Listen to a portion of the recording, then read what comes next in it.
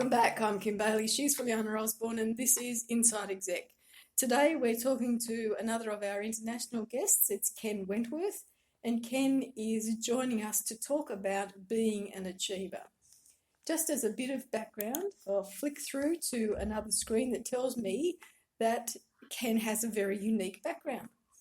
He's got 20 plus years experience of the corporate ladder at Fortune 15 companies, including JP Morgan Chase. And when he left that field, he was in the top 3% of employees. From there, he started a business and then a second, and so he's done some battling in the business world. Aside from all of that, Ken has been a competitive athlete in the powerlifting world for about 20 years. And he's been fortunate enough to set some world records and win many world and national championships during his competitive career. So once again, we're talking to someone who has used lessons learned in the corporate life in his sporting life and vice versa. And I know that many of you listen with interest to those people who have managed to identify things that work for them in more than one arena. So welcome, Ken.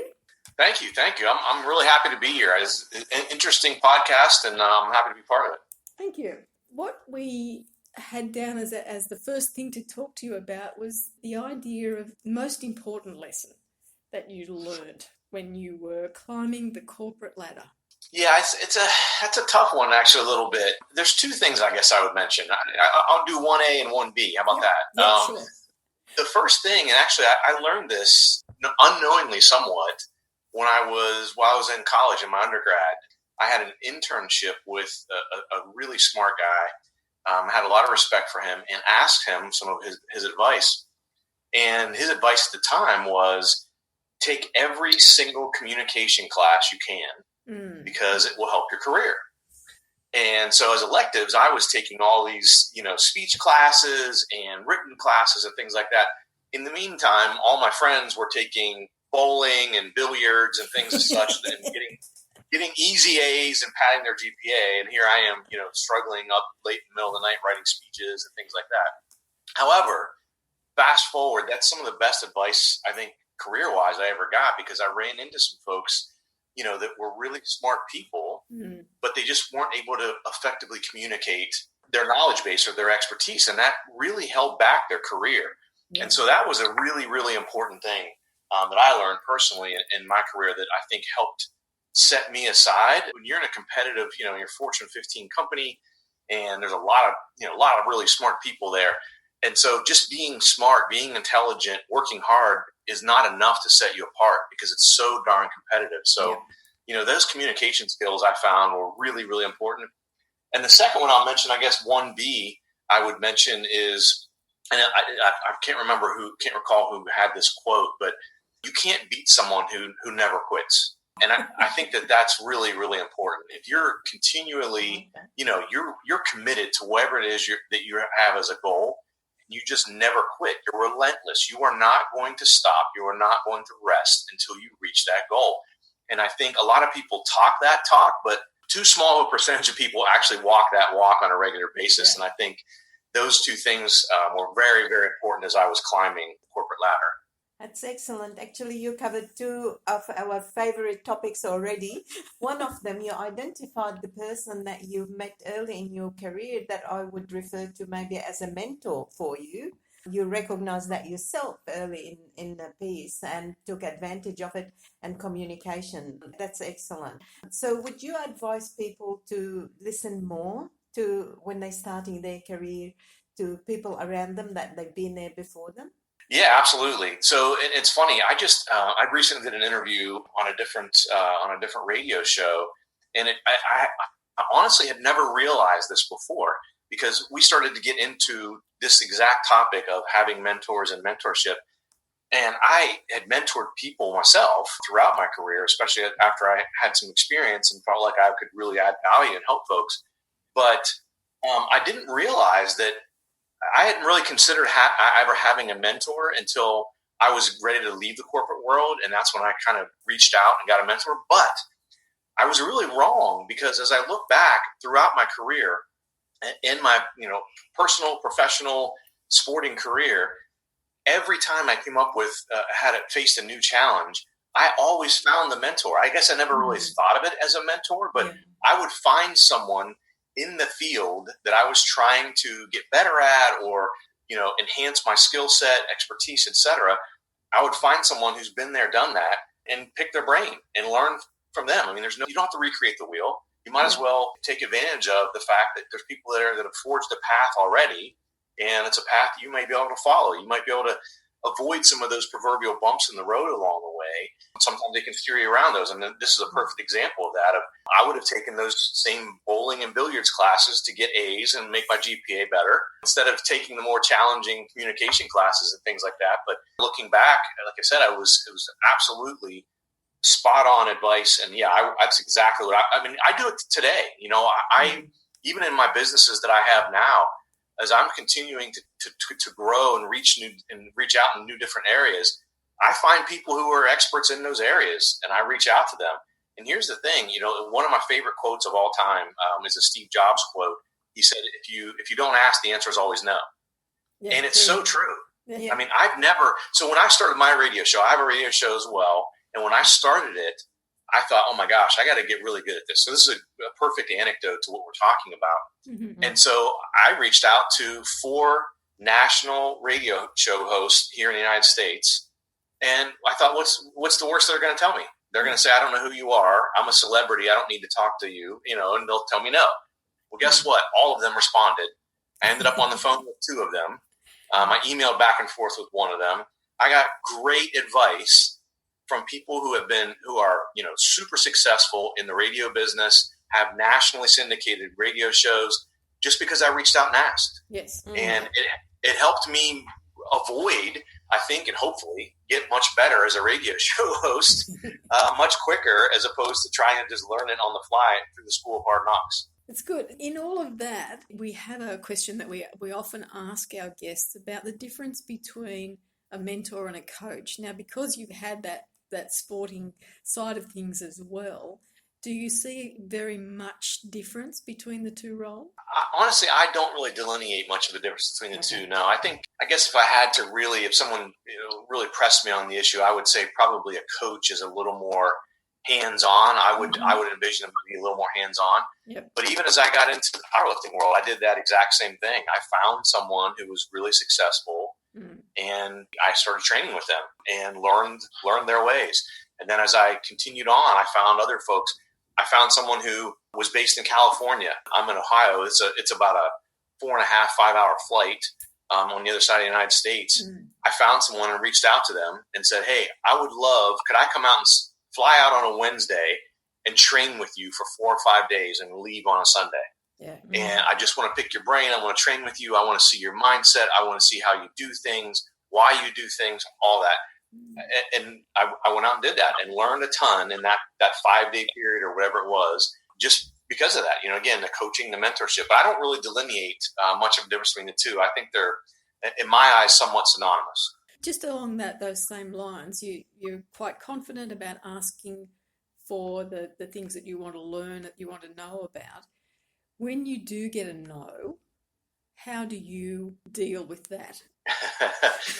Yeah, it's funny. I talk to our kids about this all the time. We've got 3 daughters, and I always tell them that, no matter how successful in life you are, the Warren Buffetts of the world, the Steve Jobs, the Bill Gates, all of those people have faced rejection like a whole ton of times, right? Yeah. You see all the success and where they're at now. But along the way, they've faced rejection, and they've faced plenty of no's themselves. You hear all these stories about a lot of successful people that, if it's a musical act and they got turned down by 57 different record labels before one of them finally said yes, and now they turned into the Beatles or some super popular group. And so I think it goes back to one of those things I mentioned earlier, is that no is not no to me. No is just that's a temporary bump in the road. I clear that bump. I go around it. I go over it. I go through it, and I continue to forge on. I look for, in that case, if I reached out to someone and they said, no, I don't want to help you, I would find someone else. I might go back a second time, but depending how hard of a pass they made at me. but I would find someone else, or I would try to turn it into a positive and say, okay, well, I appreciate that. is there someone else you could recommend in this space that could help me? Yeah. I'm always looking for, again, that an additional source of help. So I guess it's too harsh to say I don't take no for an answer, because unfortunately sometimes you do have to take no. But no to me is I have to find a different way to do it. I think for me, no to me is not about me, it's about them. That's a good point. Yeah. Yeah. We'll move on to the next area that we wanted to talk to you about, and that was about changing. So changing roles, changing jobs, to just knowing when it's time to change rather than have change thrust upon you. Yeah. Well, for me, one instance of change, and I guess probably one of the biggest instances of change in my life, is moving from, the corporate world and having a successful career in the corporate world to jumping out as an entrepreneur to start my own business. And I reached that point. It hadn't been mounting. I had always been entrepreneurial in spirit. Right. However, as I got further and further into my corporate career and was really, I was doing well, I really enjoyed it, I loved where I was working, etc., it sort of became way distant on the back burner for me. Mm-hmm. But for some reason, there was a chain of events that occurred. And I guess the culmination of those events, where I had come up with 2 different revenue-producing ideas, and both of them had been shelved, basically been told no. Even though I was told they were great ideas, they were shelved because of bureaucracy, red tape, frankly, some ego, some politics were involved. And I, of course, being in a large company, I had faced that many, many times before and always found a way to sort of maneuver around it or through it, as I mentioned. But for whatever reason, this particular time, it just struck me that I could be helping more people. Right. And I could be leaving a bigger impact in the world. And I feel like at this company, I'm not going to be able to do that, because this is a pure example of I've got some good things that we can do here, and I feel like I'm trying to fly and my wings were clipped. Yep. And I'm a very decisive person. So I was in New York City, which is where my boss was, and had that meeting. The meeting ended at 1:00. I left his office. I was in the elevator going down to my next meeting. And that's when that feeling first came over me of, I could be making a bigger impact. I could be using the expertise that I've built up over all these years to help more people. But how the heck am I going to do that? I had no idea. So that kind of went through my head. I went on, had additional meetings throughout the day. Later that evening, I'm at the airport in New York City, and I'm on the phone with my wife. And I told her that at that meeting, as a matter of fact, was ironically enough, my boss had told me that I was going to be promoted to be in the top 1% of people in the company, which was a tremendous honor. And so I'm talking to my wife and I tell her, hey, Mark's going to put me up for managing director, et cetera. And she said, oh my gosh, all your hard work, this is great. And I said, and by the way, I'm going to leave.